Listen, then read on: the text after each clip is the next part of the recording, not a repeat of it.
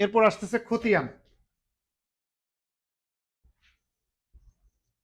খতিয়ান শব্দটার সঙ্গে পরিচিত না আমরা? কাগজ দেখতে গেলে খতিয়ানের বিষয় আছে। খতিয়ান হচ্ছে রেকর্ডভুক্ত একটা পেপারস। এখানে কি থাকে, এরকম একটা পেপারস থাকে, আপনারা দেখবেন এরকম টালি করা থাকে পেপারটাতে, এরকম টালি করা থাকে। এখানে টালি নং থাকে, তারপরে এখানে মালিকের নাম থাকে, তারপরে দাগ নাম্বার, জমির পরিমাণ, অংশ।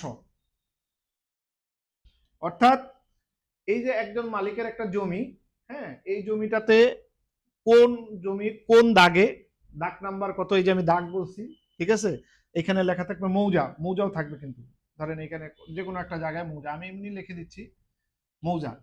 এই মৌজাটার নাম কি, তারপর এই মৌজাটার দাগ নাম্বার কত, এই মৌজাটার মালিককে, এবং তার এই যে মৌজার এই দাগে কতটুকু অংশ আছে এবং কতটুকুর মধ্যে কতটুকু এই মালিকানা, কে কে মালিকানা, বুঝতে পারছি? এই সমস্ত কিছু রেকর্ডটাই হচ্ছে খতিয়ান, খতিয়ান পেপার। তারপর আমরা খতিয়ান পেপার দেখালে আমরা আরো বুঝতে পারবো, ঠিক আছে? এটা জেনারেলি বুঝতে পারছেন খতিয়ানটা কি? তাহলে এমন একটা পেপার যেখানে ডিটেলিংসটা একটা ক্লায়েন্ট, একটা জমির ডিটেলিংস, মালিকানা বিবরণী, রাইট, মালিকানা বিবরণীটাই হচ্ছে কিন্তু খতিয়ান। বোঝা গেছে? শুভ, ইয়া ক্লিয়ার?